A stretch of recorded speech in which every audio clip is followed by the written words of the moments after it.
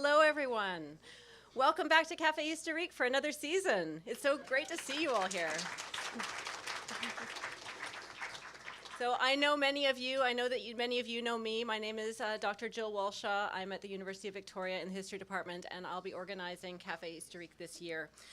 We're starting 1 month later, as you all know. Our first talk's in November, but we'll be doing 6 talks this year, so November, December, and then February through May to get our 6 talks in. 2 changes this year you know already. First of all, in order to meet some rising costs, we're going to be collecting tickets of $5 at the door from now on. So this talk tonight, because it's part of the Lansdowne Invited Lecture Series by UVic, has been sponsored by the Faculty of Humanities. So tonight's talk is free to everyone. Yes, thank you, Faculty of Humanities, agreed. But starting next month, what we'll do is we'll have you register for a spot on Eventbrite so that we can keep track of numbers. But if you can pay a $5 ticket price at the door, that will help us pay our expenses. We'd really appreciate it. And the other change this year is that we're moving to Wednesday nights. So apart from this first night, which is on a Tuesday, the rest of the talks will be the first Wednesday of each month. I was reflecting this morning on the history of this series when I was on CBC Radio talking it up. We first began in 2013, so this is the 10th year. And with 1 year that we didn't have it because of COVID, we've had different themes over the years. You remember, maybe some of you, that it started with the 10 days that shook the world, right? And that series was started by my colleague, Dr. John Lutz. John, can you stand up? He's here tonight. So that was a great theme, bringing sort of current events into a public history discussion. We also did some travel and history themes, which was based on one of my courses, the Backpacker's Guide to European History. And more recently, we've done some really interesting sort of current research that some of our historians are doing at the university. Our series title this year is And Now for Something Completely Different. So with the 2022-23 season, we are looking to open your eyes to familiar topics, but showing you some of the new avenues of inquiry that our researchers are pursuing. So beginning with our talk in December, we will have 5 UVic history professors invite you along their sort of academic paths of sleuthing and investigation. So in December, we did have a bit of a change in the lineup. Dr. Peter Cook is unable to speak in December, so Dr. David Zimmerman will be filling in for him. He will be giving a talk titled Refugee Scholars in Flight from Hitler, Not a Triumphant Narrative. So he's looking at Jewish scholars who were fleeing the coming Nazi regime. In February, I will be giving a talk on my research, which is on counterfeiting in 18th century France. I will tell you a little bit about the peasants and artisans who toiled in metal melting workshops to create fake coins and try to make some money that way. In March, we'll have Andrew Wender back. He'll be talking about how Messiah language is being used increasingly by dictators in today's world. On Wednesday, April 5th, Lauren McClenachan is talking about the history of ocean conservation. She's our new CRC research chair in environmental history. And then finally, in May 3rd, Kristen Semmens will give a talk entitled, I Won't Go Along with This, Resistance by the Persecuted in Nazi Germany. So we have a great lineup for you this year. All talks begin at 7 p.m. We are looking at the start time, either doors at 5:30 or 6. Please look at the information for the talk. If it changes, I'll let you know. But it looks like we might go with 6 o'clock for this year. And the December talk is already on Eventbrite for you to sign up. So you can go ahead and do that. And other talks will follow on Eventbrite. So it is now my great pleasure to introduce our speaker tonight. Dr. Colin Jones is a world-class cultural historian of 18th century and revolutionary France. He has published extensively, and I do mean extensively. He made me promise not to mention all of his books, on topics ranging from the history of medicine and dentistry to portraiture, to Madame de Pompadour, who was Louis XV's mistress, to the French Revolution and the history of the city of Paris. I first met Colin in the late 90s when I was a graduate student at the University of York in England. And at the time, he was at the University of Warwick. And I admit I was a little bit starstruck to be able to talk to this illustrious historian at conferences. That's typical of Colin, though. Throughout my time in England and ever since, he has always been extremely friendly, approachable, and a mentor to me. And I appreciate that a great deal. And even when he's not there physically, I have this. This is my Bible as a French Revolutionary historian. Colin published this book, The Longman Companion to the French Revolution. As you can see, it is dog-eared, it is full of marked pages and pencil marks. This is what every French Revolutionary graduate student has on their shelf. This man wrote it. He first made his mark actually as a social historian, not as a cultural historian. His first, I think it was your first book, am I right? Charity and Bienfaisance, published in 1983, is about charity and medicine in 18th century France. Then he co-edited a book, I should say, on the medical world of early modern France, and that work on charity and health led him, I think, into his interest in dentistry history and the smile.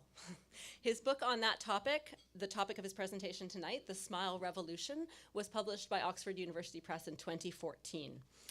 He has cut a very wide swath. He was educated at Oxford. He has also been a visiting professor at Stanford, at Rennes in China, and at Paris 8. He has held research positions at Princeton, the Collège de France, Columbia University's Paris campus, and the National Humanities Center in North Carolina.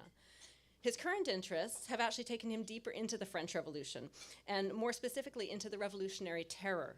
His most recent book, The Fall of Robespierre, closely follows the events of that fateful day, the 9th of Thermidor, when Robespierre was toppled from power. He is Professor Emeritus at Queen Mary University in London. He has been visiting professor at the University of Chicago since 2017. So please give a warm round of applause and a great big smile to Colin Jones.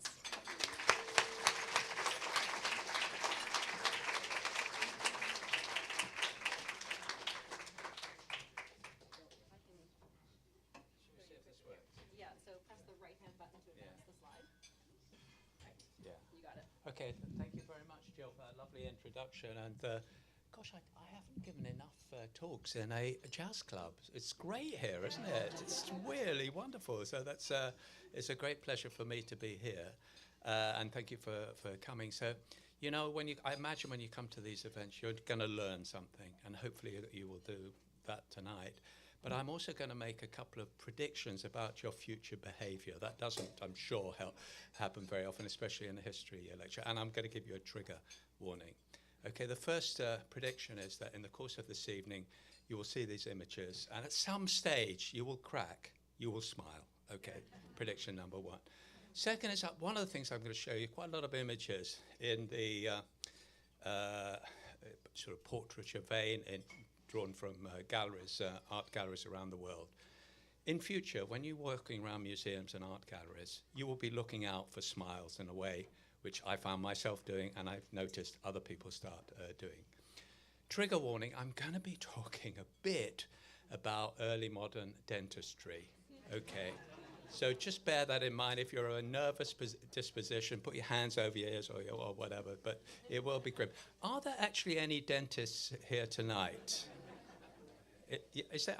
Is there a dentist? Okay, so my fourth prediction, and you can see if this is right, is at the end of the evening you'll go up to that man, bearing in mind everything I've told you about early modern dentistry, and you will shake him warmly by the hand and say, thank God I am living in the 21st century rather than the period that I'm going to be described. Can you hear me okay? It's not fading out and then too much. This image, as you can see on the front of my book, is a really important one. I'm going to come back to it. But this is the actual image. It's a painting which some of you may have seen. It's in the Louvre. It's by the late 18th century portrait painter Elisabeth Vigée-Lebrun. It is a self-portrait. That's her there, smiling at the audience in that way, which I think we probably think is a normal type of smile. And that's her daughter on her lap. And I'm going to be coming back to that at a later stage. It's a sort of pivotal image for me in what I'm going to be talking about tonight, which is the history of the smile.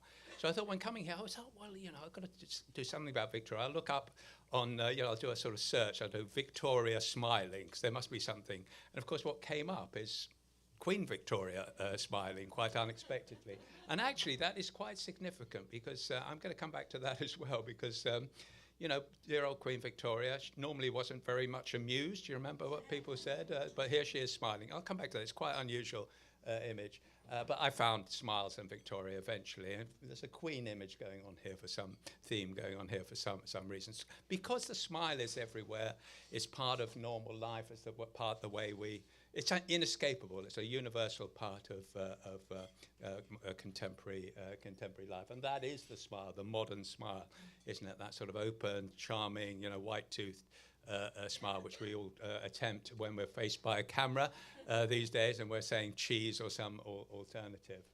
And indeed, the smile is always, in this terrible ways, invaded sort of electronic space as well, starting off with this little typographical sort of image you can see there. The smiley has gone absolutely everywhere. So again, we cannot avoid the smile. The smile is absolutely everywhere. And you know, you look, the emoji starting out with that smile has obviously multiplied and become more profuse over the relatively short period it's been going. And I got this graph of, you know, starting in 1995, and then suddenly the sort of explosion of the number of different emojis that there are. And you can see some of them there, just that's the facial one. But actually the smile is incredibly important. As you know, you may have dozens, hundreds, scores or whatever of emojis. The smile is sort of triumphant. And the 10 most emojis on Facebook, which I'm showing you now, you'll see up the top, the smile, the sort of laughing smile, tears of joy, you know, that's the one which is really the number one use. We're talking about usage of emojis which pass into millions every single day. So just to give you an indication of how widespread that sort of smile is. And I thought, well, what's it like in Canada? Well, yeah, okay, look at the, I've only got 2016. Obviously, I don't think it's probably changed very much since 2016. But you can see number one, up there, the old tears of joy, yeah, the smiling, the white teeth smile. And okay, what about next door? Yeah, look at it by state, every state there. What is the most popular emoji by state? Absolutely triumphant is that same smiling emoji. And why? Well, that is interesting. This is what I'm going to be talking about, the meaning of the smile. But before I go on to that, I'd just like to talk a bit about the physiology of the smile. In other words, how you do it. And one of the things about the smile, which is very striking in a way, is that it's an incredibly easy gesture to make. You only really need two muscles. Every other important emotion that you will express on your face involves more muscles. Okay, you can practice this in front of the mirror tonight if you like. But basically, all you've got to do, as you can see here, you move this muscle around the mouth. You know, you can try this at home. Up there, and if you're really going for it, if you're really going for the smile, you will find a bit of crinkling around the eyes as well. So it's really a small number of muscles. It's incredibly easy. It's incredibly easy to recognize. It's one of those most easy sort of expressions that you can possibly do. We have actually, in the 19th century, the man who really worked on this in terms of emotion, the expression of emotions on the face, was a man called Duchenne de Boulogne, and that's a picture of him there. And he, in his practice, he was a doctor. He had this man, who you see alongside him as well, whose face was completely paralyzed in terms of his feelings, but the muscles would react. And what he did was basically put, and there's no pain involved, so there wasn't a horrible experiment or anything, but he would put little electrodes at different places around his face to see the muscles working. You could do that without, you know, getting the person thinking about it and perhaps overthinking it and causing different sorts of reactions. And that's a really important, you know, to give you a sense of how important it is. When physiologists talk about the smile now, they actually refer to the Duchenne smile. That's named after him. And that is basically what we think of as the genuine smile, the sincere smile. Because we all know, because we've all done it, we've sincerely smiled and we feel happy and joyful and we're expressing some inner, really good feeling. But we also know that the smile is one of those expressions that sometimes is just socially necessary. And basically that is the sort of the Duchenne smile, the real smile, which involves the whole of the face, particularly around the eyes, as opposed to the other smile, which just involves around the mouth. So this is a really important story. It involves every human being probably that's ever existed. Oh yeah, I should have put this a bit earlier, but of course the smiling emoji went into a great crisis with COVID. Because people wanted to express that they would love smiling, but actually they had a mask on. And of course, what dear old Google did was put a mask in front of that figure. But they realized that it was actually not really expressing what people wanted to express, was that they were genuinely smiling rather than just having a mask around their face. So what they did was produce something like that, where you've got more like a laughing eye. And you can see with a little attempt around the sort of the cheeks there to give a sense that this is a genuine smile as well. And it's true, in some ways, beneath the mask, the eyes had it in some ways at that time of COVID, but we could all guess what was going on, in other words, behind the smile, if we look carefully at the eyes. So that's a really important expression. Yeah, this is, some of you may know the work of the psychologist and physiologist Paul Ekman. Paul Ekman's idea is that basically there are only six basic expressions. Wherever you go, it could be like he's worked in the Pacific, whatever the society, there are the six. And he's got these are very famous images. You might have seen them before. There's joy there in the top left corner, so the smiling guy. There's anger, there's disgust, there's fear, but you can sort that out. Okay, in other words, this seems to be the repertoire of expressions. And it's there, it's been there, we all do it all the time. So does something like that have a history? Isn't it just sort of natural? Isn't it just, something beyond history or outside the historical realm? Lovely little chap here. And he's there really to make the point that, parents often talk about this, their child smiled so much earlier. I'm sure you've done this about your own children, than anyone else's child. What is sort of quite interesting, it does usually take quite a few weeks before they make that expression, but actually the sort of musculature required to make us smile actually exists in the womb. So in theory, in the womb, that baby might be smiling all the time. So in other words, the smile may pre-exist existence as a human being. Let me take another example, and this is where the 6 million years come in. Charles Darwin, obviously the great founder of the theory of evolution, but wonderful book that he wrote as well, which I thoroughly recommend, is The Expression of the Emotions in Man and Animals. He was talking about women as well, but that was the way they talked in the middle of the 19th century. And in there, he talked incredibly interestingly about animals and whether they expressed emotions and how they did. It's a whole thing about, and some of you may have had this experience of, is my dog smiling at me? So that happens? Yeah, okay. There you are, read Darwin as well. But he was very, very big, and he was right, moreover. Not to say that your dog doesn't smile, by the way, I'm sure it does. But in terms of later experiments, what is certainly the case is the great apes smile. And he made this. I always put this image up. This is from the book because it's one of the worst scientific images in the history of scientific reproduction. Because it's obviously been airbrushed to put some teeth around that guy. But he's making the point. Apes do smile, and we have some photography here. For you. Yeah, there you are. There's a little chimp. And gosh, talking about dentistry, I think he's a serious case for treatment. But these apes that I've just shown you are actually quite interesting, and they play to the theory, the story that I want to tell you tonight, because in some ways, yes, that's a physiology. They can smile, they can put it together. But what does that smile mean? Okay, and what Darwin pointed out, and which other since then has been amply legitimated and validated, is that it can mean an expression of joy, happiness. Apparently they really like being tickled. So, you see an ape coming towards you like that, just get ready to tickle. On the other hand, it must be said, it can be an expression of aggression. So in other words, you want to watch out if the ape comes looking towards you with a smile on its face. So that, in other words, there is a difference there. There's a sort of negative and positive angle about the smile. I think our smiles are more varied than that, but those two basic positions on the smile, just hold on to. Let me also just show you, I just totally love this image. It's actually it's a rather fun image because it's basically a monkey, bonobo's monkey, I think. This guy who was studying them in the wild, he was just going off to have lunch, and he left his camera lying around, and he realized that various monkeys were coming and playing with it. And then he'd set up an experiment, and sure enough, one monkey came and looked at it, looked at into the lens and must have clicked it, and he got that image there. And you think, well, what is going on? Is the world of narcissism even in the middle of the jungle? Are we talking about saying cheese or whatever?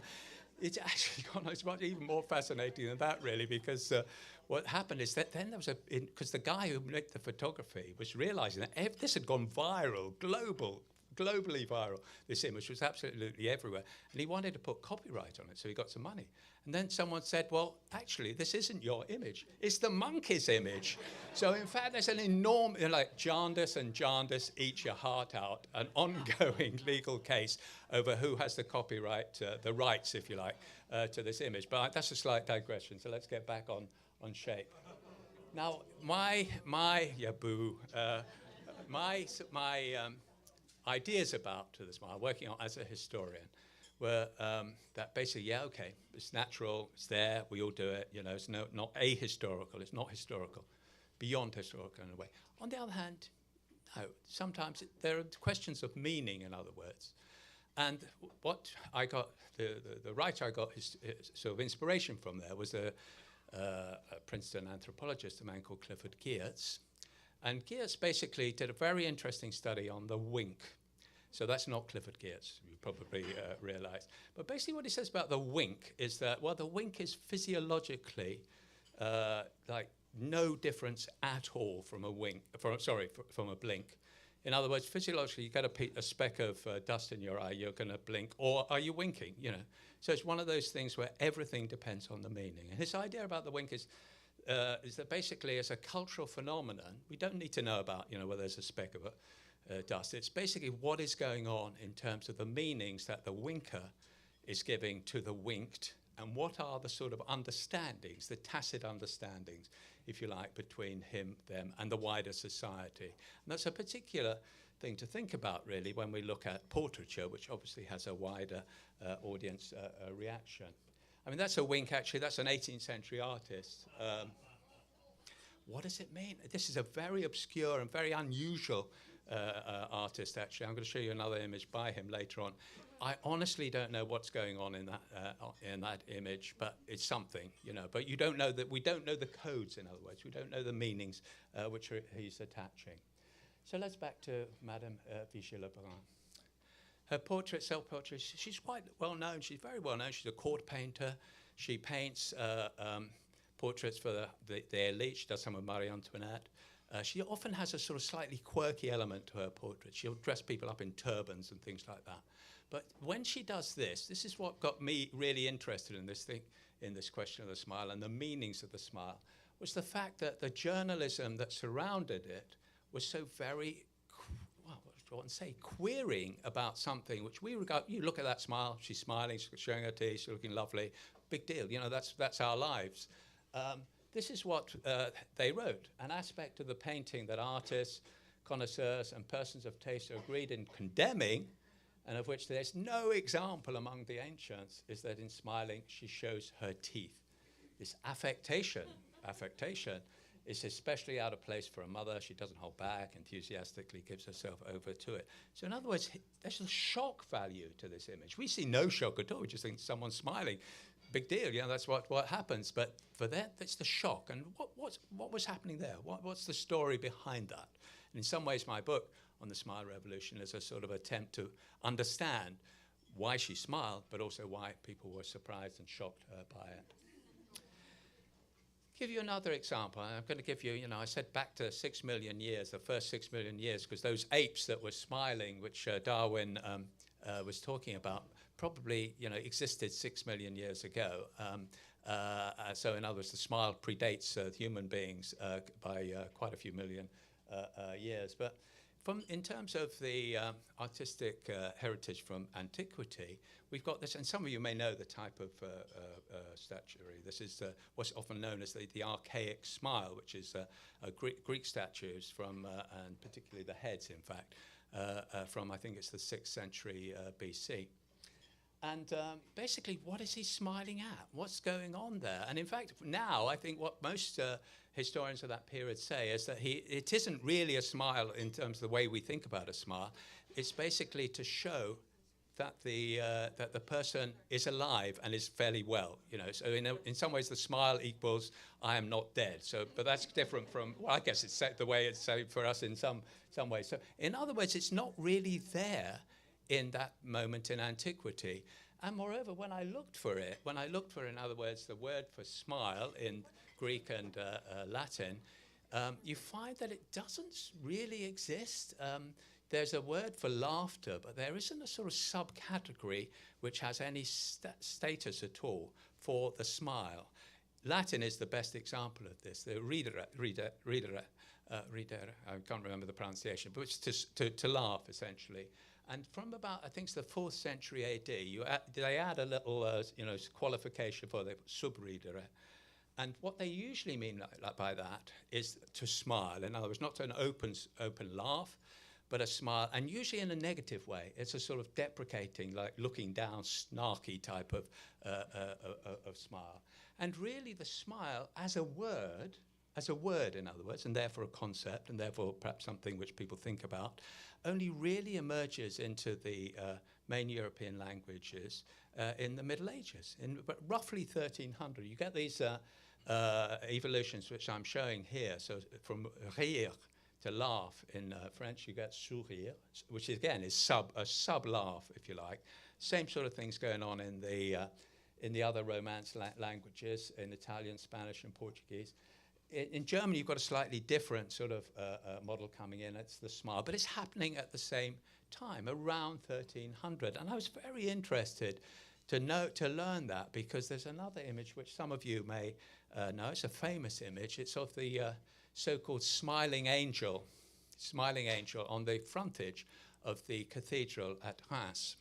The medieval historian Jacques Le Goff, wonderful historian, has written an incredibly interesting article, and he says that smile is sort of revolutionary. It's the appearance of the smile in Western culture for the first time. Something, in other words, is going on at that time. And you think of all the other, the sort of art and the portraiture, the icons, etc., that have existed before. In other words, that smile is a breakthrough type of smile. But you'll notice that, of course, it isn't the smile of Madame Vichy-Lebrun.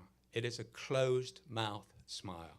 It's a closed-mouth smile. What she is doing at the end of the 18th century is our smile. It's the open mouth. It's the smiling face, mouth, which showing teeth.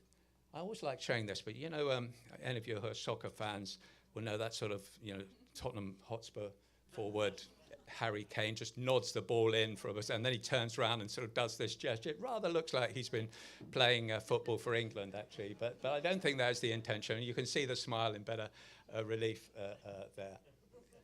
And of course, that is, sorry to bring her in, but you knew she was coming up tonight, I'm sure. Who is she? The Mona Lisa. That is her smile. We call it enigmatic or whatever. In the same way as maybe the archaic smile of the Greeks was maybe the Reims ones is smiling as well. But it's sort of enigmatic. But the crucial thing I want to bring your attention to, closed mouth. And from that in that period, from 1300 to roughly 1800, that is the smile in Western culture. In other words, it's there in a way that it doesn't seem to have been there in the first millennium of the Christian era. So it's there, absolutely there, but it actually has a sort of limited range. And the idea of opening the mouth, this is a point I'm going to make because it's an important one for this period, is seen in a very, very negative way. I mean, if you read Rabelais, for example, the great sort of Renaissance author, French author, that's an image from his from the Gargantua, and you can see that what the person has done as the sort of woodcut there is like people sort of like horrible expressions, open mouth. It's all about open mouth, and that's a negative thing, you know. And his book is all about orifices, like being too open and letting bad things out of them. That's the sort of Rabelaisian type of humor. At the same time, and in fact, probably out of the same university, which is the University of Montpellier in the 16th century, this man, very interesting guy, Laurent Joubert, writes a treatise on laughter. It's a very significant book.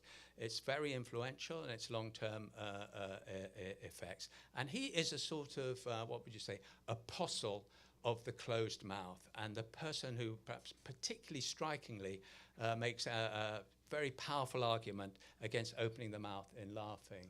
But, you know, you look at him initially, the treatise on laughter, 1537, and you read what he says about the good smile, and I'll just read it to you. Certainly there's nothing that gives more pleasure and recreation than a laughing face with its wide, shining, clear and serene forehead, eyes shining, resplendent from any vantage point, casting fire as do diamonds, cheeks vermilion, you know, lips handsomely drawn back, the very chin drawn in wide. And this is the smallest laugh in a smile favouring an encounter of much grace amidst salutations, caresses, and whatever. He's really talking about the smile. He's not using the word, but when you read that, you think, yeah, he's got a smile in mind there. But then look at the other laughter that he talks about.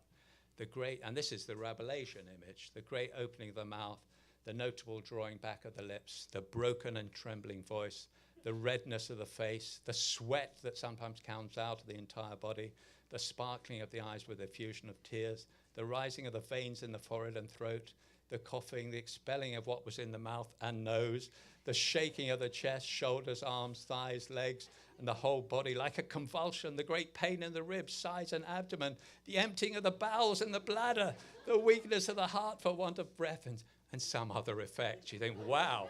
You think that is like a full body experience, and he's just talking about laughing, for heaven's sake. So orgasmic, every orifice is involved in doing something which it shouldn't do. And that's really a sort of very good expression, very powerful expression of why people don't want to open their mouths.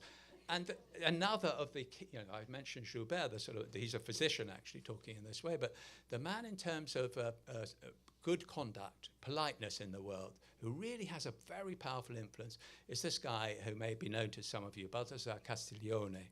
And he writes in Italian initially, but his treatise is published in every language. I think even in Icelandic and Welsh. So, you know, this is a really serious work here. The book of the Il Cortegiano. And he basically makes the case for any polite person just keeps those orifices strictly under control. And that includes the mouth. You know, you've got to keep those lips, buttoned.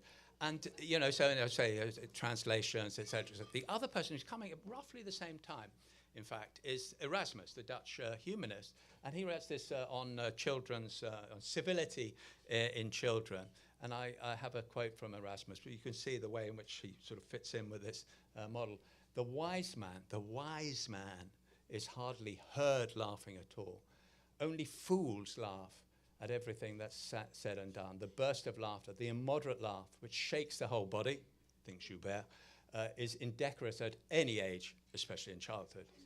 Opening the mouth horribly wide to laugh, creasing one's cheek, showing all one's teeth, this is how dogs laugh. On the contrary, the face should express gaiety without deformation or any signs of natural corruption. So gaiety is okay, but gaiety will only come if you keep your mouth shut. Those theories of politeness, of civility, which Erasmus and Castiglione are sort of putting out in the 16th century, become incredibly influential across all of Europe in terms of the upper classes, the polite and civilized classes at that time. Treatise on civility, there. Other books, much the same sort of thing. It was actually what is interesting as well is although those are humanist books, the church joins in and has a very similar sort of critique of laughter in the Counter-Reformation, Reformation period. And you know, if you look at you're looking at sort of strange images, you know, in the period of the Renaissance. You're going to find them. These are the sort of. But you can see the mouth is really significant here. It's the sort of deformation of all the features, but the mouth is very much a part of it. And look at that. Look at all those images around Christ. Christ is there. The suffering Christ holding this crucifix on the way to the crucifixion, the mouth shut, and all those other sort of laughing and jeering figures. You can see that contrast coming out in the painting there. So, I was sort of very interested in this, and I was thinking, well, how can, when we're looking at the art of this period, can we sort of say that, basically you're not allowed to open your mouth, otherwise there's some sort of problems or whatever. And so essentially I do say that, and I have essentially 3 rules about people who break the rules, if you like. So in other words, when do you find open-mouthed, and particularly open-mouthed smiling, in early modern, Renaissance, early modern art through to the 18th century, possibly beyond as well, but particularly in that period. And the first of these, this is again, it's a painting in the Louvre, in fact, by Murillo, and it's of a boy. I can't probably see it here, but he's got a club foot, and he's actually wearing clothes which show that he's a peasant. First rule is that basically, if you open your mouth, particularly in a smile, you're plebeian. You're not a gentleman. You're not of the polite classes, in other words. So that's always a marker. That's always a marker. That's very much coming out of the discourse I've been talking about, but it's being sort of actuated and enacted in the portraiture. Second one, and to look at the picture on the right, is basically someone who is either insane or, sort of really very limited intelligence, or someone whose passions are roused in a way that they have overcome reason. So basically the passions are winning out. There is no rationality in the woman on the right. On the other hand, the person on the left, you might say, well, he's plebeian. He doesn't look very plebeian, but he's involved in a fight. So in other words, there's some sort of anger or stuff or whatever is going on there. Musicians are quite an interesting group as well, because again, if you look at portraits of musicians, and it's not only singers, it could be others as well, you often see the mouth open again. But I think that, again, when you're playing music or involved in musical performance, the idea is your reason is temporarily in abeyance, in a little black box. The reason, the passions are in control. When I was trying this, sort of like working this out a bit, I was trying this out on colleagues and saying, what about it, And they said, well, no. Just look at Dutch art in the 17th century, and you will see a lot of these cavalier types in Frans Hals and whatever.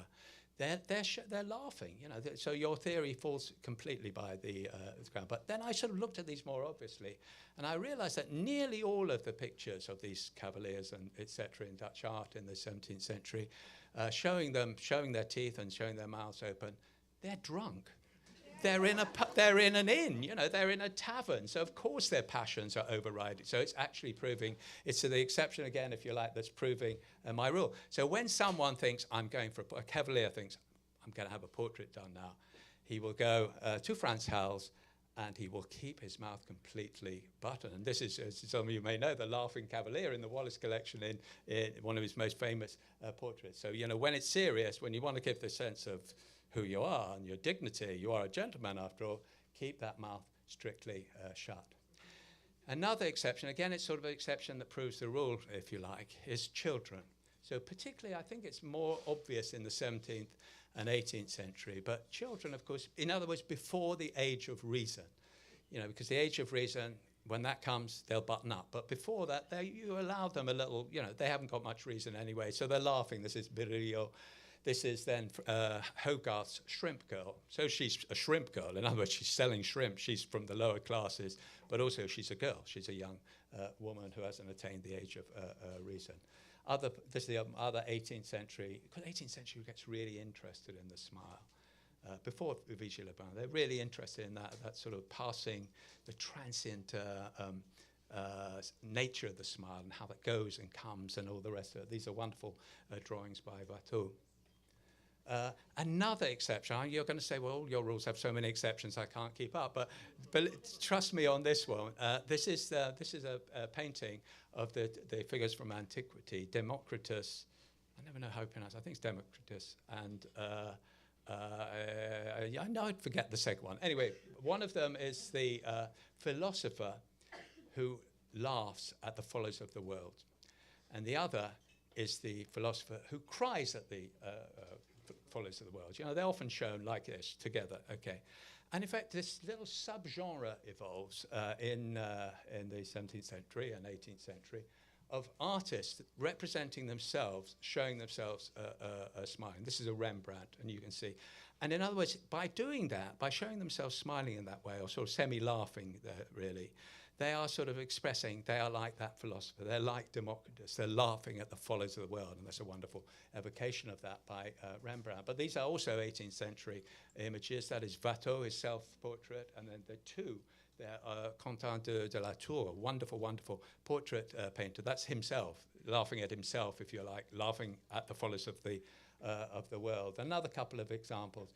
This chap on the right, you think, what on earth is going on there? And you may well ask. But the guy who was winking earlier, he did that portrait on your left there. And he's called it a self-portrait. So something weird was going on about that guy. But they're playing, in other words, with this idea of being philosophers laughing at the folly of the world. And this, again, another, some of you may know this. This is a guy, the Austrian sculptor Messerschmitt, who basically did a lot of these heads of his own body, but of his own face, his bust, but in these very, very different expressions. And they're always very extreme, very extraordinary collection. But that is him smiling and very, very much falling into that sort of subcategory of the laughing philosopher. Okay, so we've got plebeian, passion. Third example of where really the open mouth is. You see it in Western art without so much of the other stuff involved, and that is particularly in history paintings. There's narrative paintings, like paintings of antiquity or of historical events or whatever, or from scripture, and people expressing extreme emotions. And the person here who really, really influences the way in which art is done, portraiture is done, from the middle of the 17th century is the great French philosopher Descartes. Descartes basically has this thing that the soul, the human soul, exists, does have a material form, and where it is in the body is actually located in the pineal gland, which is absolutely in the middle of the brain, absolutely there, between the forehead, okay? That's Cartesian physiology. At that time, it's seen actually as, that's a serious scientific theory. For a couple of decades later, the French, he's actually the first painter of King Louis XIV, Charles Lebrun. If you've ever been to Versailles, you will have seen a lot of Lebrun's paintings. He took this seriously, and he did this very interesting treatise in which he tried to show the expressions of people's faces, expressing different emotions, in a way which, on one hand, did sort of reflect the Western art tradition, way in which he'd done before, but also was an expression of Cartesian physiology. So in other words, for him, you can see that the drawing on the right, that is tranquility. When the soul is tranquil, when there are no passions, whatever, forehead is like serene, it's completely open, and no facial sort of movement or distortion or mobility in the slightest. But as soon as you started getting passions, then that's where it started. In other words, if you're sort of feeling mildly miffed, it'll be around the forehead that expresses itself first. As you go through more extreme emotions, it sort of radiates out from that point, and the whole of the face becomes involved. As you can see, like down in the bottom, there's anger. It's like the forehead is intensely marked. The mouth is open. Notice, and the teeth are showing. Or interestingly, he's showing laughter there, but he's showing a very sort of unpleasant laugh, a sort of very looking down type of laugh. He also picked up the point, which is, again, more within the Western tradition of art, that the eyes raised upwards are always, more spiritual. Looking down, that's more like the human appetites. And, I'll give you a set there. That's Bernini's famous Saint Teresa in what one hopes is spiritual ecstasy there. And back to the dear old Mona Lisa. Well, some people say, well, why was she smiling like that? The answer is, why wouldn't she be smiling like that? If she was opening her mouth, we're expecting her to laugh or to smile like we are, forget it. She would be showing she's possibly plebeian, she could be a prostitute, she's like not a reasonable being, and why the hell is she making a grimace when she's just there for a portrait? So in other words, there's no answer on that. In some ways, this sort of idea of the face being immobile, the politeness as being, sort of very unexpressive, reaches its acme in the at the court of Louis XIV in the late 17th and early 18th century. Famously, no one expressed all the courtiers go around looking like just fixed. People say they look as if their faces are made of marble. That impression is increased by the fact they wear this white sort of face paint, and then they put like blotches of red on. This is partly, people say, well, they wouldn't smile because the paint would crack. They'd look terrible. But that's not the point. Is that you don't show emotion. You just keep it completely still. This is where trigger warning comes in here. Louis XIV. This is one of the most mendacious portraits of a king you could imagine. It's like, it's more than life size. It's huge. When you look at it, wow, you're looking up. You're sort of like almost kneeling in sort of respect for the guy. But point one. High heels are achieving that height. B, he hasn't got a hair on his head. He's wearing a wig. He's a 60-year-old man. I don't know if there are any in the audience tonight, but I bet you haven't got legs anything like that, the guy's legs there. So in other words, it's all about life. But what is really interesting about this Regal portrait, 1709, is that when you look at his mouth, well, you can't see it now, but you look next time, you see his cheeks are drawn in. His cheeks are drawn in. In other words, what it's showing, and it's a sign of realism in a most unrealistic image, he didn't have a tooth in his head. And in fact, Louis XIV's teeth, I mean, there's a whole sad story here. If you have tears prepared to shed them now, I promise you. Basically, he likes sweets too much. That's the problem. Sugar's coming into the diet, particularly for the upper classes. These doctors are saying, we have very intense medical records for Louis XIV for various reasons. His teeth are just terrible, and they start falling out. No big deal. Most people, it's not a problem. Your teeth are falling out. Okay, you're getting on for 40. That's what happens. That's life. Get on with it. Get over it in some ways. But on one occasion, it's about 1685, 86, he's suffering on what top right-hand, left-hand side. Now, who do you go to? Dentistry doesn't exist. Okay, what you do is you go to either a blacksmith or someone with a very strong arm, or one of these people who wander around the countryside pulling people's teeth out at fairs. Well, he more or less goes for the last category. A guy who does have a bit of surgical experience, but isn't a trained surgeon. This guy, well, I can pull that out for you, Your Majesty. Unfortunately, pulls out much of the top part of his jaw on that side. I told you, I warned you. So, poor old king there, it's like pretty painful, but also he discovers that, there's a whole sort of set of problems there. He's trying to eat soup, and in Versailles, everyone eats it in public, and soup is like going in the mouth, and it's coming, gushing through the nose back into the... So we all know about the fountains of Versailles, but no one had thought of this, I tell you.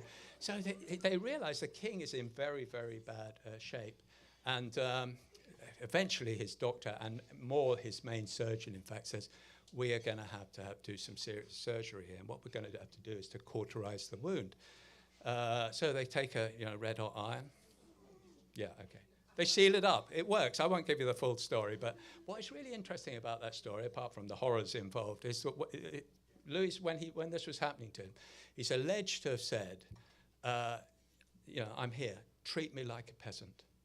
And in a way, he's right, because however rich, he's the most powerful, the wealthiest monarch in Europe, there is no other health alternative apart from that. So in other words, health care for the mouth doesn't really exist. Everyone's on the same level. That's what changes in the 18th century. This is the sort of person that he probably had, and they continue their existence in the 18th century, so-called operators, or charlatans, they're often called out, people who often go around pulling people's teeth out in public. I did it myself, an article on this guy. It's very interesting. Every day he stood on the Pont Neuf in Paris and made loud proclamations, pulled people up on the stage, pulled them out, held the tooth up aloft, as you can see there, pulling it out with his raw hands. His whole sort of a magical performance there. But, and another example there from a sort of fairground picture. But this is where it changes. And this is the guy who changed it. And his name is Pierre Fauchard. He was a surgeon, trained in Paris. And in 1728, he publishes this work, the dental surgeon, chirurgien dentiste, traité des dents, treatise on the teeth. It's the first usage of the word dentist in a European language. It enters English in the 1750s or 1760s. And in some ways, it's not just the word, it's the reality that he is inventing here, because he's basically thought of mouth care as something which is preventive rather than merely extractive, if you like. So in other words, the best thing a surgeon, a dentist can do who looks after your teeth is to make sure you don't lose them rather than just cope with doing them. So when you look through his book, you see a lot of very scientific sort of surgical stuff, very good scientific illustration of both the teeth and also the implements, which he devises new implements to get different sort of effects. The whole set of sort of operations, which well, not all of them, but many of the operations which we associate with modern dentistry, like filling teeth, certainly whitening them, orthodontics, pushing them around the mouth, they actually go for quite a bit into transplantation. So the idea is that, I wouldn't recommend this at home, by the way. Basically, you take a good, healthy tooth off someone who has good, healthy tooth, in this case, a little coal boy who goes chimney sweep, and you take it out, you pull the bad tooth out of a young lady here, and you push that in. There's apparently some chance of success here. It is one of the things they suggest in the 18th century, which has fallen into abeyance, thank heavens. But also, and again, this is a really important thing, because this guy, Dubois de Chaumont, he basically invents porcelain false teeth. Before this, you do have false teeth. Actually, you have false teeth back in antiquity, in fact. But usually they use animal teeth or animal product. I mean, what gives the best effects, apparently, is hippopotamus bone. Yeah, it doesn't mean you put the whole of it in your mouth or anything like that, but you sort of carve it up into little chunks and you put it in. It looks white and looks good. Well, he uses, and he actually is an interesting guy, because he actually experiments out at Sèvres, the great porcelain factory. Because of the French Revolution, he moves to London. This is publishing in London. He publishes in French as well. There, he does his experiments at Wedgwood in that country to get the best quality false teeth, and that's from his work. And this is a little gift from, I think of it as a gift from Eurostar, because in London, if you've been to London and you've been to St Pancras, King's Cross, St Pancras is the station where Eurostar comes out of. And when they were sort of redoing the lines underneath and just outside St Pancras, they went through St Pancras churchyard, which is a very ancient churchyard. They had to dig it up, basically. And they dug it up, and they found the coffin of this man, the Archbishop of Narbonne under the Ancien Regime, a man called Dillon. He had emigrated to London because of the terror, and he died there. And they found in his mouth a set of Dubois de Chaumont's false teeth. They were very much, they don't look it, but they were an elite phenomenon. They would have been expensive, and they would have been effective as well. So in some ways, the changes which I'm describing to you today are about the emergence of a better form of dentistry in the 18th century, the emergence of dentistry in the 18th century. Let me just say, and I may go a bit more quickly now, as time's running out, I want to hear your questions, but there is another really important influence on this. And in some ways, it's a continuation of the sense of the importance of politeness, but at a different sort of level and with slightly different intensity. And it ties up with those novels of sensibility, which are really the popular literature in the middle of the 18th century. People we probably find quite difficult to read now, like Samuel Richardson, Clarissa, Pamela, Jean-Jacques Rousseau, Julie, etc., etc. These are really significant, and they present people in a more natural form, if you like, and they suggest that virtue isn't just about following rules about formal politeness, but it's about letting nature come through, in fact, in some sort of ways. And when you read those novels, you discover, this is usually by Rousseau, that the expressions, the expression of people's facial movements is really important to the novel. In particular, the smile. When people talk about sentimental novels like this now, they always say, well, it's all about people crying all the time. Yes, it is, but the smile is incredibly strategic because people smile through the tears. That's an expression of very deep and very sincere emotion. And what is interesting about this, because we can sort of recognize that and play with that a bit, but what is really important is that people feel that this is changing their lives. They're reading about figures that they feel they want to be like. There's a sort of almost imitative effect that people want to be like Julie, the author of, or Clarissa, or Pamela. There's at the end of La Nouvelle Héloïse, Julie, she dies. Honestly, people go on about it. I'll pass through this as talking about a smile again in the ways that I've expressed. But very interesting article done by readers writing into Rousseau, talking about particularly the deathbed scene, but talking about the novel generally. And this is the sort of the repertoire of language they're using. Tears, this is describing their own behavior when they're reading. Tears, sighs, torments, ecstasy, delicious outpourings of the heart. One must die of pleasure after reading this book, or rather one must live in order to read it again and again. No one writes to me like that, I must say, but they were writing to Rousseau all the time, and a whole pile of other quotes I haven't got time. On each page, my soul melted. That sort of stuff. So let's back to dear old Madame Vichy-Lebrun. Do you know what she called her daughter? Julie. Julie. So in fact, the Rousseauistic idea about the expression of the emotion and virtue and sincerity is sort of channeling through this current of sensibility in 18th century culture and conjoining with the possibility of dentistry. In some ways you could think, well, Madame Vichy-Lebrun is like an advert for Parisian dentistry. On the other hand, it's also an expression of this Rousseauistic sort of sense. What I sort of argue a bit as well is that the 18th century, this type of smile is around in the places in which the public sphere is being originated in this period. Places like the promenade, the salon, where people are in close contact with each other without the sort of sense of precedence and hierarchy like they would at court, but expressing themselves as humans. And so the smile is at home, if you like, in this type of society. It's not at home in the court. The court actually is cut off from this.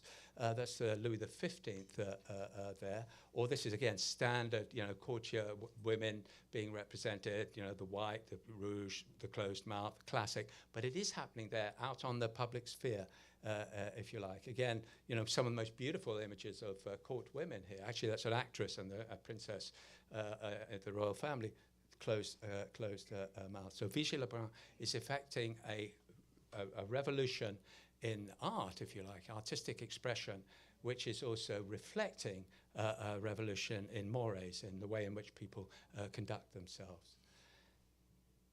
It doesn't last. It doesn't last. This is one of those revolutions. Well, maybe you could say the same about the French Revolution, which doesn't live up to its promises, and it changes very, very quickly with the revolution. When you think about the art of the French Revolution, you're probably going to think of Jacques-Louis David, and these images like Marat in the bath, or this is from the tennis court. Everyone's sort of like, like this, So it's very sort of like, muscles, stiff upper lip, all those sort of thing. It's not at all like that rather expressive sensibility of Rousseau. But that goes with a sort of sudden, degradation of the way in which people are thinking about the open mouth and the smile. I mean, this is actually a sort of lovely cartoon by the Thomas Rowlandson, the cartoonist, the English cartoonist, because it's of Du Bois de Chaumont, the guy who invented porcelain teeth. And of course, what he's laughing at there is the woman here who's wearing the rather buxom lady, you would say, wearing these French style of false teeth. But on the other hand, he's also making fun of the English gentleman here, whose teeth, I think, probably have seen a rather better time. So in other words, the open mouth, the smiling mouth, the false teeth, it's a joke, it's not serious, it's a sort of laugh. Or look at this, the skill ray. This is like the sans-culotte, the Parisian patriotic revolutionary, essentially as cannibal. They're all stuffing food, stuffing, babies or nobles' heads or whatever into their face. Or again, this drawing taken sur le vif. This is from people who saw heads being carried along the streets of Paris, including this man with straw stuffed into his mouth. So the mouth is suddenly going Gothic The open mouth isn't that sort of like pleasant, thing expressing human sincerity. It's sort of ghastly, like Robespierre being sent to the guillotine and making this enormous scream just before he's executed, or Goya's, Saturn devouring their children, that sort of metaphor about the revolution.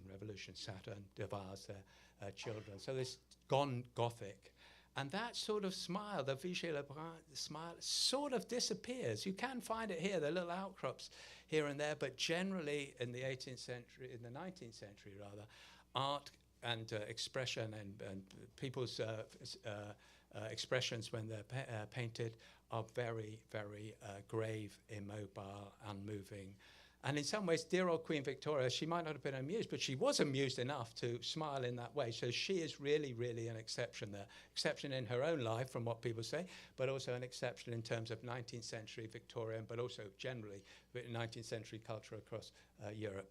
It's really the 20th century that reinvents that smile. And I'm an 18th century historian. I haven't covered the 20th century in the same way, but what seemed to me, looking at it, was there were a number of factors. And one of them, again, in some ways, it's a bit like, Rousseau and Richardson in the 18th century. It's the sort of imitation thing. And you're getting studio photography coming out of Hollywood and the other big American film studios in the early part of the 19th century, and are showing this Jean Harlow. That sort of smile is suddenly something which people want to imitate. They want to imitate what she looks like. They want to imitate her expressions as well. The other example, advertising, commercialization and the way in which it uses the smile, not just when it's about toothpaste, but about absolutely anything as a way of selling things. And of course, the emergence in the 20th century, and of course, it's the Americans who are really in the lead here, in the vanguard of really good dentistry. So there's a sort of re-emergence there. I think it's in the 1920s, interestingly, that people start saying cheese. In other words, it doesn't seem to exist before, and then suddenly it's there and people are doing it a bit. And I suggest when you get home, if you've got any photographs of your grandparents, great-grandparents, obviously looking around great-great-great-great-grandparents, then look at them and just try and follow through when you first see the appearance of teeth. And I'd be surprised if it was before 1930, but not say it wasn't. But that's the sort of trend. The smile is everywhere, even at the funeral of Nelson Mandela. I always find this, I'm so on Michelle's side here. Like, you're at a funeral, it's Nelson Mandela. You don't take a selfie of yourself smiling, as obviously Barack and David Cameron and the Swedish Prime Minister did. I think it was a fitting sort of moment. But, the selfie has involved this, again, a very symptomatic picture of our times. That is Barack Obama meeting with François Hollande, who was then the president of France in the Oval Office. And all these guys are thinking, oh my God, we're in the Oval Office, let's take a selfie and send it home to us. So in other words, the self is becoming, it's all about the self. The action elsewhere is sort of faded into the background. And the selfie is, I think, you see what you think. I think it is changing things, actually. I think that the selfie is having an effect. And this is, obviously it's not just the selfie, but you've even got a technology, the old selfie stick, the wand of narcissism, as someone's called it, being taken here, which actually does have a bit of a prehistory. This is Thelma and Louise, with no selfie stick, no iPhone either, having to go a few years beforehand. Oh, that's my own selfie, but there's a story behind that I haven't got time to tell. But in some ways, at the end of my book, I said, well, smile's alive and well. And, it seems to be all-conquering. You look at other cultures around the world which haven't had the smiling culture of the West. You think of Japanese or Chinese. They do seem to be accepting this is the smile of, that they have to do now. That the Western smile is evolving. I say there's some sort of things that are going on, like the mask of the COVID mask. I didn't write about that then, but that obviously has affected there's the burqa as well, and the sort of sense of different type of cosmetics of teeth. So there's an evolution going on. But then I was approached completely out of the blue when my book had come out by a reporter of the French version of Vanity Fair. And she said to me, would you like to write up your article as a thing for we think our audiences would be very interested. Now, if you're like me and Jill and every academic here, when you write an article for a journal, you know that if it's French historical studies, it'll be red and blue cover. There may be an Eiffel Tower on the corner or something, but it's a really, really boring cover. It's what's in that's interesting. So I thought, well, this is great. I am in this issue of Vanity Fair. You probably can't see that at the back, but that isn't me in the picture with that Hollywood star draped over. I know it's easy to get mistaken on that, but that isn't me. But I'm in there, I promise you. But what this woman said, which I think was the thing I'd try out on you, is, well, she said, well, how do you deal, for example, now the smile, you know, there's so much going on. How do you deal with the duck face? So I thought, oh, yeah, well, how do I do it? In fact, what the hell is the duck face? So I had to I didn't tell her that, but I went straight away and discovered what it is. The duck face is basically the sort of little push forward of the lips. And I say, well, you know, someone else said to me around the same time, they said, well, go to a catwalk, look at all those beautiful women coming down in beautiful clothes. You say the smile is dominant everywhere. Why aren't they smiling? I thought, okay, they're not smiling, are they? They're actually really, really serious. They've got this sort of very sort of immobile type of face, which is the Anna Wintour look. And I think it sort of goes back to the models of the 60s, Jean Shrimpton here, with this emphasis on the thinness. And in that first generation of models, I'm not sure whether it was her, they basically, to get that sense of the facial thinness, they just took the teeth out at the sides. Nowadays, they don't bother with that. They just starve the models to death, basically, but to produce the same sort of effect. But that sort of thinness is a really important part of modern senses of beauty. And this is the problem with the selfie. I don't know whether you found that, but this image, I think, is trying to illustrate it. That basically, if you smile on a selfie, your face becomes like a cinemascope gone wild. You know, you're sort of like reaching out to infinity on both sides of the image. And my sense is that this is what's maybe, you know, putting an end to the dominance of the smile in Western culture. You're moving towards, obviously, you've got overloads of irony about this coming in as well, towards a sort of the duck face, the pushed forwards lips as a sort of ironic statement about identity and all the rest of it. So, you know, I've said, you know, this is about the first 6 million years of the smile. Maybe there won't be another 6 million years of the smile, and none of us will be around to know anyway. But I think if whatever's happening, I'm sure looking at this, what's happening to the smile, Mona Lisa would have approved. And that is an image which, I'm sorry, it's the sort of image that's once seen is never forgotten. So I'll move on and finish on this very good book, by the way, which you should definitely buy. Thank you very much.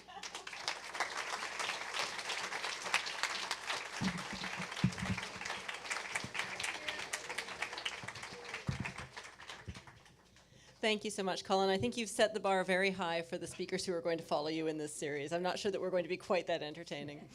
Are you happy to field your own questions? Of course, yeah. Yeah? Okay. Do you have any questions in the audience? One at the back there? Could you speak up as well? Can you hear me? Yeah, that's okay. Come up a bit. I was really interested in your talk, and it definitely made me want to read your book. And maybe my question will be answered if I sort of dig into your book. But I was really interested in the part where you talked about the smile revolution and the couple of reasons you talked about. The second one being this sort of appearance in naturalistic novels, or novels that tried to represent virtue as some sort of naturalistic representation of virtue rather than just a bunch of rules to follow. I struggled with that a bit because, and you know, I was trying to cram a lot of things in here, so feel free to tackle any of them. I'm on the spectrum, and to me, I don't know what's naturalistic about a smile. Like, I don't know that it represents anything, right? But or I have trouble reading other people's smiles as a representation of something. And so to me, that almost got away from your interest in a historic approach Yeah. to this question, which is a fascinating question. And it led me to wonder about an alternative possible hypothesis where, you know, I wonder if the smile, which to me, like that sub-laughter thing, it could also be a chuckle, right? Like, it's a chuckle, like sub-smile. Like, there's no naturalistic way of thinking about a smile, but open-faced smile to me speaks more to laughter and humor and happiness. And I wonder if you've thought much about, like, you know, to me culture, as he called it, there may be more openness to mirth and happiness and joy and humanism, and that was always not something that people who made art were interested in representing.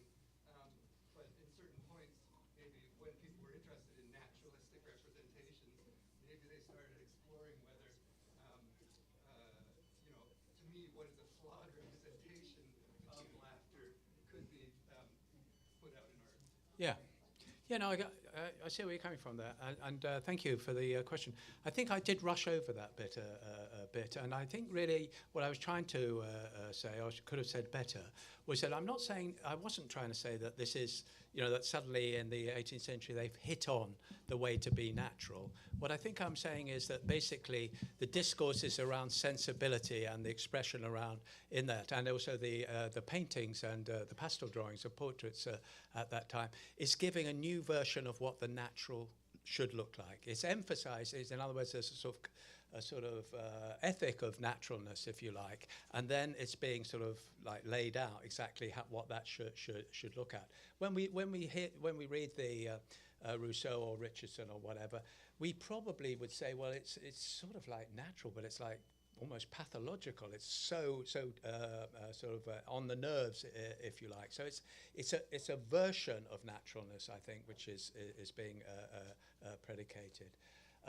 And I do think that the thing which again ties it in with the spirit of the age, the Enlightenment as well, is the idea which goes with it. It's that happiness isn't about just looking up heavenly and not thinking about the heaven. In other words, it is in the world. It is in human relations. It is in interpersonal relations between people that happiness should be found. Of course, happiness and how you find it individually and within society is one of the big themes of the revolution. So yeah, I think we're probably not that far apart, but it's over the question of, I'm not saying that it is naturally, that it is essentially more natural. I'm saying that it's that expression which comes out at the period. Yeah. But thank you. Do you think that there's any linkage between the state of dentistry and politeness and the aesthetics of a mouthful of rotten teeth? And what, sorry? A mouthful of rotten teeth. Can you repeat the question? Yeah. The aesthetic for rotting teeth. Which aesthetic would that be? I'm glad to think, but. It's really is being polite and keeping your mouth shut associated in any way with the state of dentistry and the poor state of people's. Yeah, no, I take that. Of course, I mean, in some ways, it's a question that can't be answered properly because so many of these portraits are with buttons, so you can't actually see those teeth, and you can't, apart from Louis XIV, you can sort of guess what's in there. But yeah, so people see this. I mean, it's a natural thing in people's lives. There's the sort of fatalistic about it. Their teeth will fall out. A beautiful woman will possibly not have any teeth in their head at the age of 40, 45. What is interesting as well, I think, which is... We can't hear you. Sorry, yeah. What is also interesting as well, which I perhaps tie in with this, is it's sort of counterintuitive to have the white tooth smile emerge at this period, because in fact, teeth of the population in general are probably worse in the 18th century than any other period in history. I mean, you look at, they go back to the old cavemen and cave women. They have really good teeth because they're, chomping on raw meat all the time. What's happened in Western Europe is the emergence of the importation of sugar from the West Indian and American colonies. And what is interesting, it's not just the kings and queens who are being affected. By the end of the 18th century, it's just normal people. If you look at cemetery evidence, as archaeologists have done, and looking at, like the St. Pancras one there, you're looking at people who have been buried right across 16th, 17th, 18th century. 18th century is really bad. So I think in some ways, the smile is a sort of counterintuitive thing, which is sort of expressing distinction, that you're not like that, and is aware that there's a sort of black, horrible other, that you're not trying to be like that.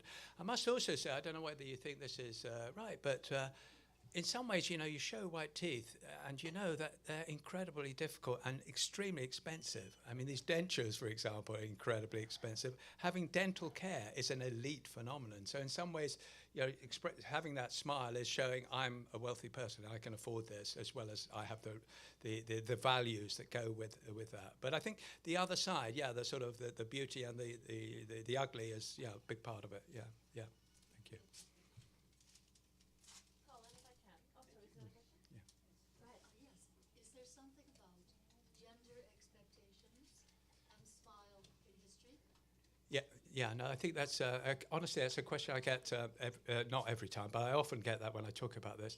And you know, I sort of upset people a bit because I don't think that gender is so important in the 18th century. I think that this smile of sensibility is that something that men as well as women are involved in. And you know, I gave you a list. I didn't read them all out. The list of quotations of readers of Rousseau who write and say I was, you know, crying and sobbing and everything like that. Most of them are from men. Most of them so the cult of sensibility is something which has you know, sort of cross-gender thing.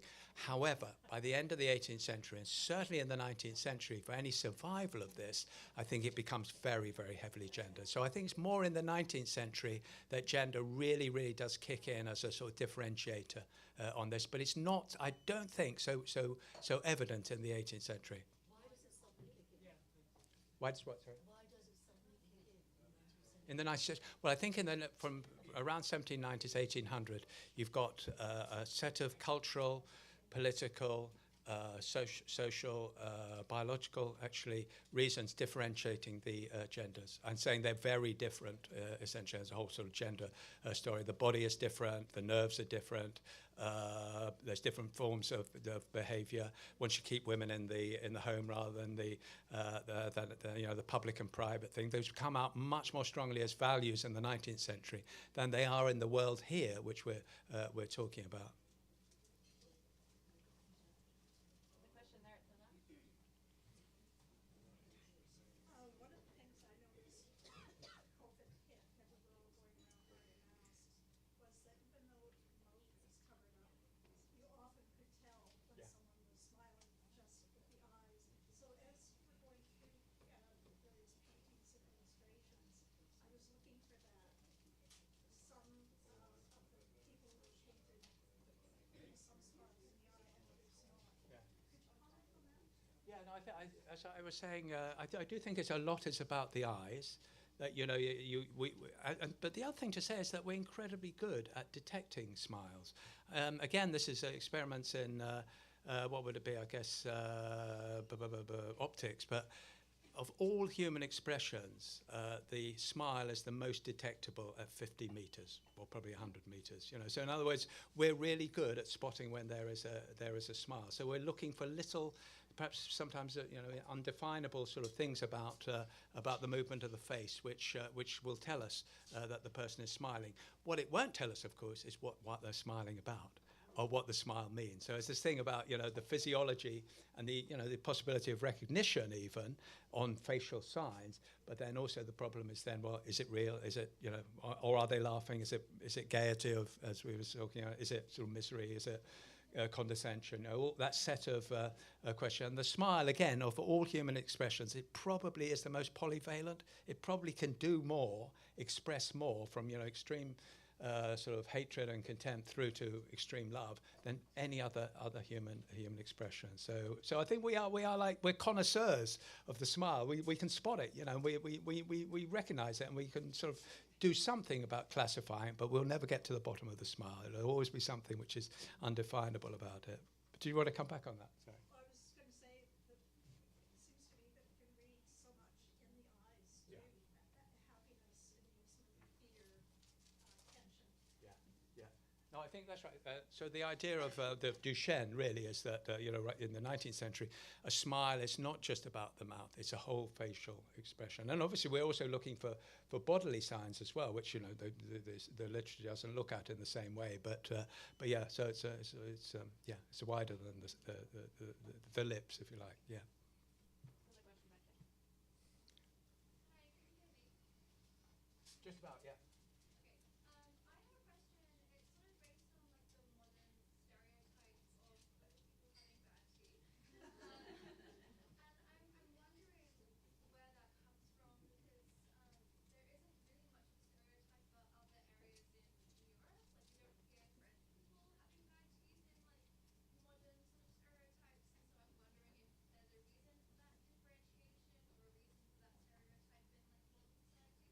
national, you're talking about national stereotypes, are you?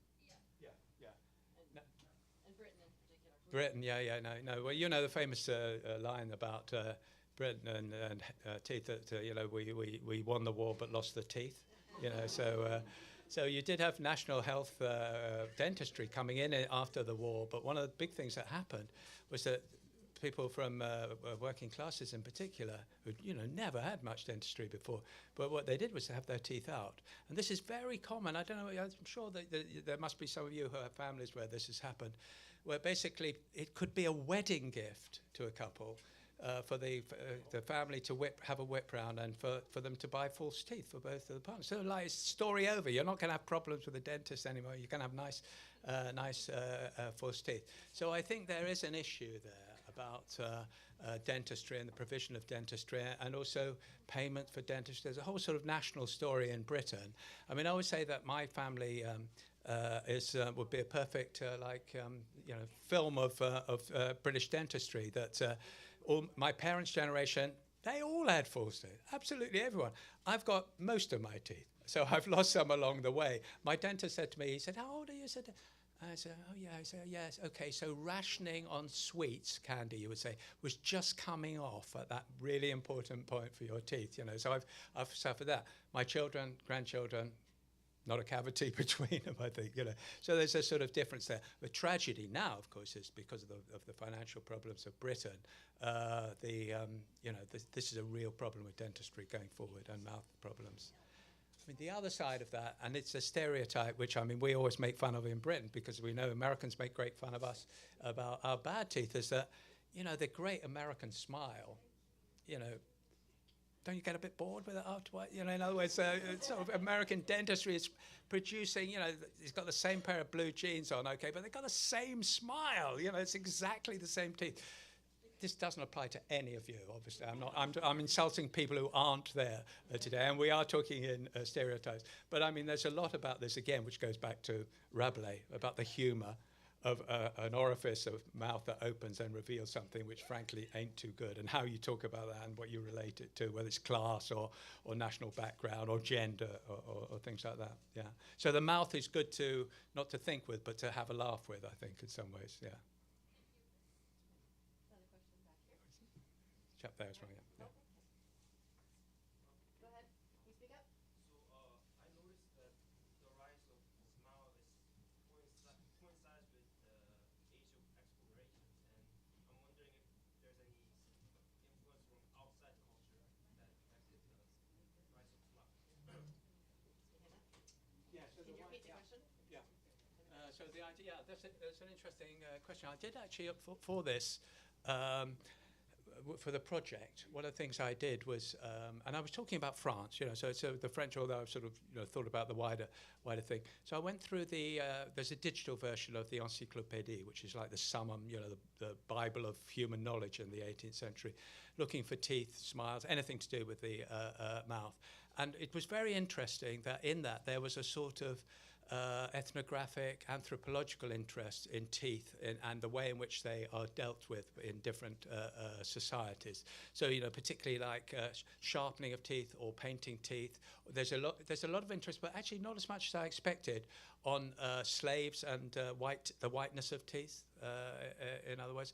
So there's a lot of interest. I don't think it filtered in to the sorts of issues that I was dealing with in the sorts of areas within society and within the wider culture. There was sort of some sense of remarkability, that, well, actually it wasn't just Africans and African Americans who had white teeth, but also they thought that a chimney sweep would have white teeth. Obviously, it's because the difference between the teeth and the blackness of the skin.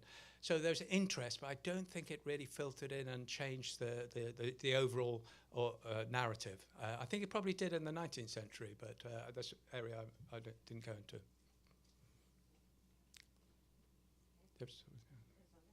Last question, John? You mentioned that the smile can convey everything from pleasure to menace, and that made me think of the Joker, Batman's Joker. And that made me wonder if you thought about clowns at all, the clown. Yeah. Well, I think that the clown is not so far from the Democritus, is it? He's laughing at the folly of of humanity in some ways. And one of those images from the Renaissance showed the jester, like making a facial sort of expression. It's quite interesting that, you know, the French courts had jesters right through, from late Middle Ages, I think. But it's precisely under the court of Louis XIV who sacks the last one, essentially. Because at the court of Louis XIV, you don't want laughter. You don't want people laughing at you. You know, everyone's there to revere and admire and everything like that. So I think the clown function is there, but it's expressed for this period, particularly through these figures who are presenting themselves as in their portraits, themselves in their portraits, at laughing at the follies of the world. There are some other examples like that as well, but I think that's probably the main figure in this period. And of course, the clown is slightly, I mean, there's the jester for the early modern period, but that is slightly different from the clown, I think, which is more 19th, 20th century. But yeah, similarity, but not at the same time. All right. Thank you so much, Colin. Can I ask everyone to give our Thank you very much. Thank you very much.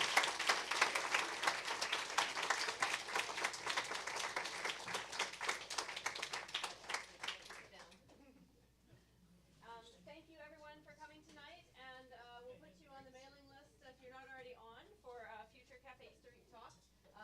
As I mentioned, Dr. Zimmerman's talk on refugee scholars from Hitler's Germany is coming up on December 7th, so that's the first Wednesday of December.